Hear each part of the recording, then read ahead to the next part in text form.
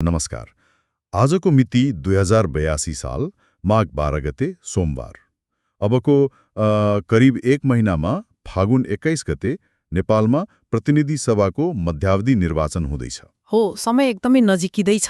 र यो चुनावलाई केवल एउटा नियमित राजनीतिक प्रक्रियाको रूपमा हेर्न मिल्दैन, किनभने जेनजी आन्दोलनले ल्याएको त्यो तरङ्गपछिको यो पहिलो राष्ट्रिय परीक्षण हो। एकदम। त्यसैले आज हामीसँग उपलब्ध निर्वाचन आयोगको उम्मेद्वार सूची र केही विश्लेषणहरूलाई आधार मानेर यो चुनावी परिदृश्यको गहिराईमा पुग्ने कोसिस गर्नेछौँ। हो, हाम्रो उद्देश्य को उठे भनेर सूची सुनाउनु मात्रै त होइन। होइन, यो निर्वाचनले नेपाली राजनीतिको भविष्यलाई कुन दिशामा लैजाँदैछ भन्ने संकेत गर्छ, पात्रहरूभन्दा पनि प्रवृत्ति र ती प्रवृत्तिहरूले जन्माएका प्रश्नहरूको उत्तर खोज्नु आजको हाम्रो मुख्य लक्ष्य हुनेछ। ल, त्यसो भए सुरु गरौँ है त।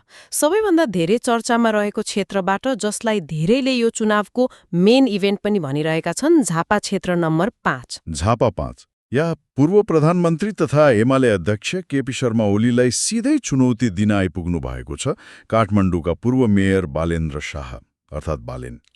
बालेनले आफूलाई प्रधानमन्त्रीको दावेदारका रूपमा प्रस्तुत गर्नुभएको छ। यो त सिधै राजनीतिको केन्द्रमा भूकम्प ल्याउने प्रयास जस्तो देखियो नि, होइन र? भूकम्प नै हो। तर यहाँ चाखलाग्दो कुरा के छ भने यो केवल दुई व्यक्ति बीचको प्रतिस्पर्धा होइन। यो दुई फरक राजनीतिक विचारधारा र कार्यशैलीको टक्कर हो। एकातिर केपी शर्मा ओली हुनुहुन्छ, जो दशकौंदेखि नेपाली राजनीतिको संस्थापन पक्षको सायद सबैभन्दा शक्तिशाली स्तम्भ हुनुहुन्छ। हो, एकदम। अर्कोतिर बालेन्द्र शाह, जो काठमाडौँमा मेयरको रूपमा काम गरेर स्थापित प्रणालीलाई भत्काउने, मतलब एक डिस्रप्टर, शक्तिको प्रतीक बनेर उदाउनु भएको छ। तर के यो त्यति सजिलो छ? काठमाडौँको शहरी मतदाताको मनोविज्ञान र झापाको ग्रामीण र अर्धशहरी क्षेत्रको राजनीतिक यथार्थतामा धेरै फरक होला नि? पक्कै पनि छ। कतिपयले त यसलाई बालेनको राजनीतिक स्टन्ट मात्र पनि भनिरहेका छन्। के उहाँको काठमाडौँको ब्रान्ड झापामा बिक्ला त? यो प्रश्न एकदमै जायज हो र यही नै यो प्रतिस्पर्धाको सबैभन्दा रोचक पक्ष पनि हो। पक्कै पनि एमालेको संगठनात्मक संरचना र ओलीको व्यक्तिगत प्रभाव झापामा अत्यन्तै बलियो छँदैछ। तर बालेनले परम्परागत संगठनको सट्टा सामाजिक सञ्जाल र युवा स्वयंसेवकहरूको सञ्जालमा भर पर्नु भएको छ। उहाँले चुनाव जित्नु वा हार्नु भन्दा पनि यदि उहाँले ओलीलाई बलियो टक्कर मात्र दिन सक्नुभयो वा मतको अन्तर एकदमै कम भयो भने त्यसले राष्ट्रिय राजनीतिमा ठूलो सन्देश दिन्छ। के सन्देश दिन्छ? त्यसले के स्थापित गर्छ भने अब कुनै पनि नेता आफ्नो गढमा सुरक्षित छैन र नयाँ पुस्ताको राजनीतिले जुनसुकै बेला जुनसुकै ठाउँमा चुनौती दिन सक्छ। यो केवल एउटा सिटको हार जित होइन, यो एउटा युगको अन्त्यको संकेत पनि हुन सक्छ। त्यो निकै गहिरो विश्लेषण भयो। अब झापाबाट अलिकति फरक तर उत्तिकै साहसिक निर्णय मानिएको अर्को क्षेत्रतिर लागौं, सर्लाही 4। सर्लाही 4 गगन थापा हो। नेपाली कांग्रेसका सभापति गगन थापाले आफ्नो लगभग 100% सुरक्षित मानिएको काठमाडौँ 4 क्षेत्र छोडेर मधेसको कल्पमा गएर चुनाव लड्ने निर्णय गर्नुभएको छ। ठूलो निर्णय हो यो। र उहाँको प्रतिस्पर्धी हुनुहुन्छ राष्ट्रिय स्वतन्त्र पार्टीका प्रभावशाली नेता अमरेश कुमार सिंह। यो निर्णयलाई कसरी हेर्ने? यो जोखिम हो कि रणनीति? यो एक उच्च जोखिम युक्त तर राम्ररी सोच विचार गरेरै चालिएको रणनीतिक कदम जस्तो देखिन्छ। यसका धेरै पत्रहरू छन्। जस्तो कि पहिलो, गगन थापा आफूलाई काठमाडौँ उपत्यकाको नेताबाट राष्ट्रिय नेताको रूपमा स्थापित गर्न चाहनुहुन्छ। मधेसमा त्यो पनि अमरेश कुमार सिंह जस्तो बलियो प्रतिस्पर्धीसँग सिधै भिड्नुले उहाँको राजनीतिक कदलाई बढाउँछ।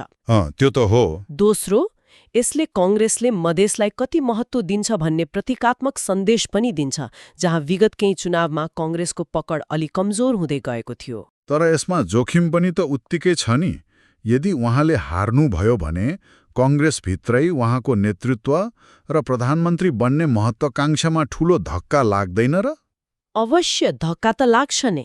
सुरक्षित सिट छोडेर हार्न जानुलाई त राजनीतिक अपरिपक्वता पनि भन्न सकिन्छ। यो हाई रिस्क हाई रिवार्डको खेल हो। तर राजनीति कहिलेकाहीँ जित्नका लागि मात्र खेलिँदैन, एउटा न्यारेटिभ वा भाष्य निर्माण गर्न पनि खेलिन्छ। भाष्य निर्माण गर्न। हो, यदि गगन थापाले एकदमै थोरै मतले हार्नुभयो भने पनि उहाँले मैले पार्टी र देशका लागि जोखिम उठाएँ भन्ने नैतिक धरातल बनाउन सक्नुहुन्छ।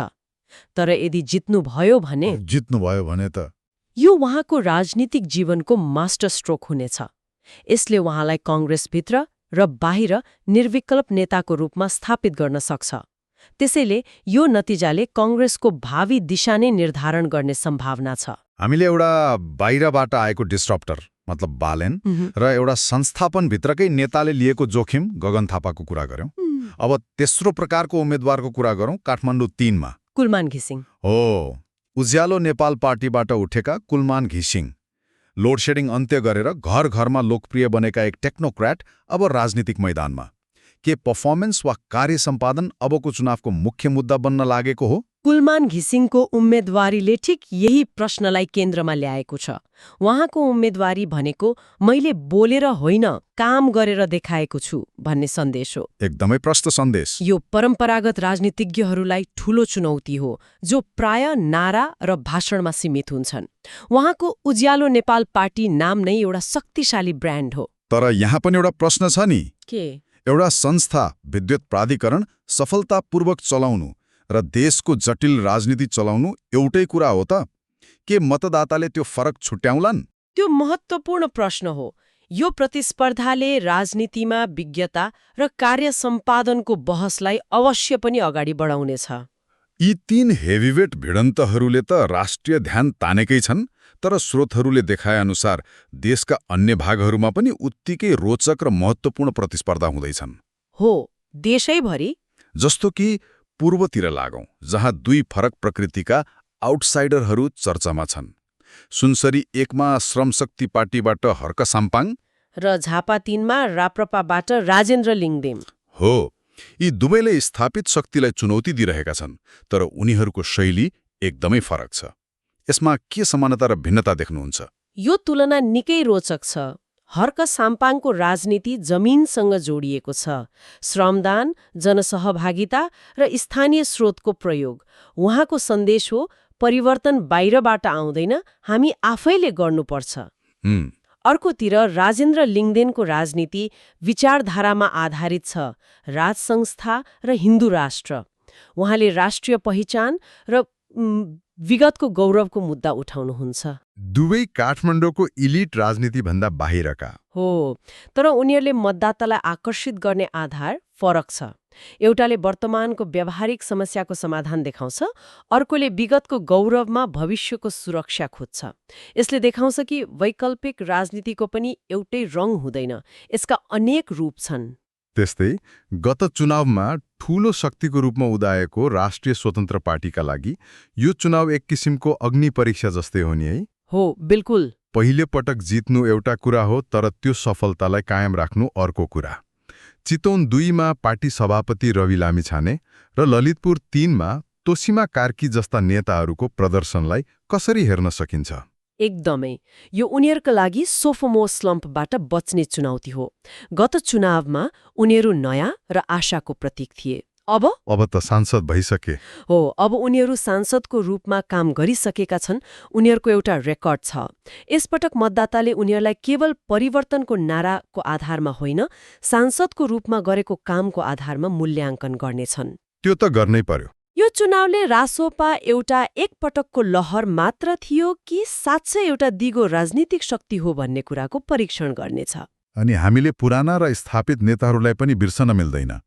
गोर्खा 2 मा बाबुराम भट्टराईको समर्थनमा नेकपाका लेखनाथ न्यौपाने, सप्तरी 2 मा जनमत पार्टीका सीके राउत र विशेष गरी रुकुम पूर्व 1 बाट नेकपाका अध्यक्ष पुष्पकमल दाहाल प्रचण्ड। स्थापित नेताहरू।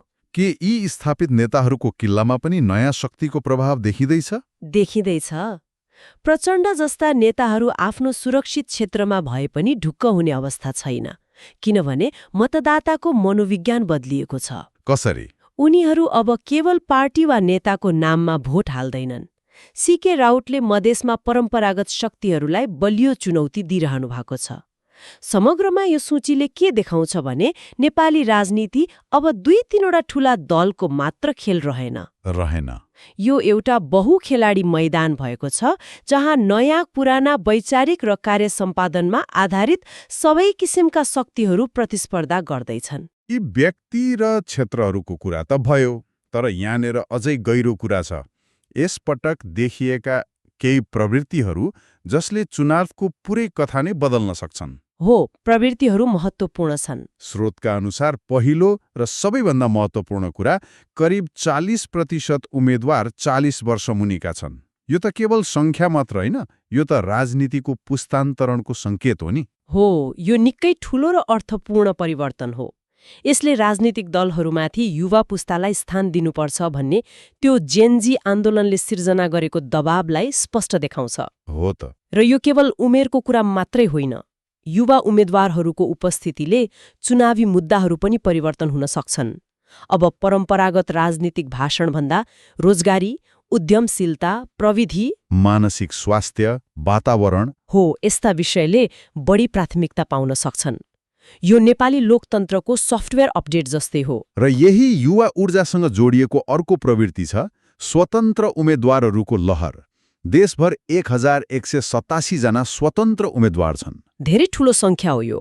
तर यहाँ एउटा विरोधाभासपूर्ण प्रश्न उठ्छ, के यति धेरै स्वतन्त्र उम्मेद्वारहरूले परिवर्तन चाहने मतलाई विभाजित गरेर अन्ततः पुराना सङ्गठित दलहरूलाई नै फाइदा पुर्याउने हुन् कि? यो चुनावको सबैभन्दा ठूलो डिलेवा हो।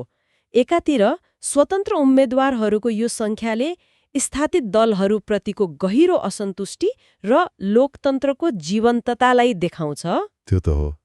तर अर्कोतिर तपाईँले भने जस्तै एउटै क्षेत्रमा 4-5 जना राम्रा स्वतन्त्र उम्मेद्वार उठ्दा परिवर्तनका पक्षमा रहेको मत बाडिन्छ र थोरै तर सङ्गठित मत भएको पुरानो दलको उम्मेद्वारले सजिलै जित्न सक्छ। यसको व्यवस्थापन कसरी हुन्छ त्यो हेर्न बाँकी छ। प्रवृत्तिहरूको कुरा गर्दा अर्को एउटा रणनीतिक चाल छ, वामपन्थी ध्रुवीकरण।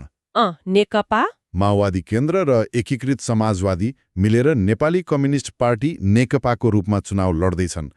यसले चुनावी गणितलाई कतिको जटिल बनाउँछ? यसले चुनावी गणितलाई पुरै उल्टाइदिन्छ। अब धेरै ठाउँमा प्रतिस्पर्धा द्विपक्षीय रहेन, त्रिपक्षीय भएको छ। एमाले, काङ्ग्रेस र नयाँ बनेको नेकपा। त्रिपक्षीय हो। यसले गर्दा हरेक सिटमा मत कसरी बाँडिन्छ भन्ने अनुमान गर्न अत्यन्तै गाह्रो छ। यसले निर्वाचन पछिको सरकार गठन र गठबन्धनको सम्भावनालाई पनि प्रत्यक्ष असर गर्छ। र अन्त्यमा प्रचारको तरिका। निर्वाचन आयोगले आधिकारिक प्रचार अवधि फागुन 4 देखि 19 सम्म मात्र तोकेको छ। यति छोटो समयमा? धेरै छोटो समय हो। धेरै मतदातासम्म पुग्न सामाजिक सञ्जाल, विशेष गरी टिकटक, फेसबुक र इन्स्टाग्राम मुख्य हतियार बनेको छ। यो डिजिटल युद्धले चुनावलाई कसरी प्रभाव पार्दैछ? यसले दुई धारे तरवारको काम गरिरहेको छ।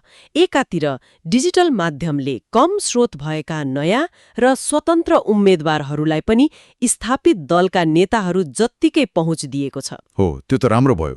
तर अर्कोतिर यसले गलत सूचना, प्रोपागान्डा र हेट स्पिचको जोखिम पनि डरलाग्दो रूपमा बढाएको छ। अबको चुनाव जमिनमा मात्र होइन, हरेक मतदाताको मोबाइल। त्यसो भए यी सबै पात्र, क्षेत्र र प्रवृत्तिहरूलाई एकै ठाउँमा राखेर हेर्दा यसको समग्र मतलब के हो छ? 2082 को यो मध्यावधि निर्वाचन केवल 275 सांसद छान्ने प्रक्रिया मात्र त पक्कै होइन? होइन, यो त्योभन्दा धेरै हो। यो निर्वाचन भनेको पुरानो र नयाँ पुस्ता बीचको शक्ति सङ्घर्ष हो। यो परम्परागत सङ्गठन आधारित राजनीति र नयाँ व्यक्तित्व आधारित डिजिटल राजनीति बीचको प्रतिस्पर्धा हो। र सबैभन्दा महत्त्वपूर्ण, यो डिजिटल युगमा नेपालको लोकतन्त्रले लिइरहेको नयाँ मोडको परीक्षण हो। भनेपछि वास्तविक कथा त नतिजापछि सुरु हुने भयो। हो। स्रोतले हामीलाई को कहाँबाट उड्दैछ र के कस्ता प्रवृत्ति छन् भन्ने त देखायो, तर वास्तविक कथा त नतिजापछि सुरु हुनेछ। कसरी? महत्त्वपूर्ण प्रश्न यो होइन कि कसले जित्छन्। महत्त्वपूर्ण प्रश्न यो हो कि यदि धेरै फरक फरक विचार र समूहका विजयी प्रतिनिधिहरूले स्थापित दलका, नयाँ दलका, स्वतन्त्रहरू कसरी मिलेर एउटा स्थिर र प्रभावकारी संसद निर्माण गर्नेछन्। के हाम्रो राजनीतिक प्रणाली यस्तो फ्र्यागमेन्टेड म्यान्डेट वा खण्डित जनादेशलाई व्यवस्थापन गर्न तयार छ? त्यो नै आउने दिनहरूको सबैभन्दा ठूलो चुनौती हुनेछ। साँच्चै नै यो चुनावले धेरै प्रश्नहरूको जवाफ दिनु छ, तर सायद त्योभन्दा धेरै नयाँ प्रश्नहरू जन्माउनेछ। र यहीँनिर म एउटा अन्तिम विचार श्रोताहरूका लागि छोड्न चाहन्छु। यो सम्पूर्ण चुनावी प्रक्रिया जेनजी आन्दोलनपछि र पूर्व प्रधान न्यायाधीश सुशीला कार्की नेतृत्वको अन्तरिम सरकारले गराउँदैछ। यो पृष्ठभूमिमा सोच्ने हो भने यी नयाँ दल र स्वतन्त्र उम्मेद्वारहरूको सफलता वा असफलताले सडक आन्दोलनबाट प्राप्त ऊर्जालाई संस्थागत राजनीतिक शक्तिमा बदल्ने हाम्रो लोकतन्त्रको क्षमता कति दिगो छ भन्ने बारे के बताउला?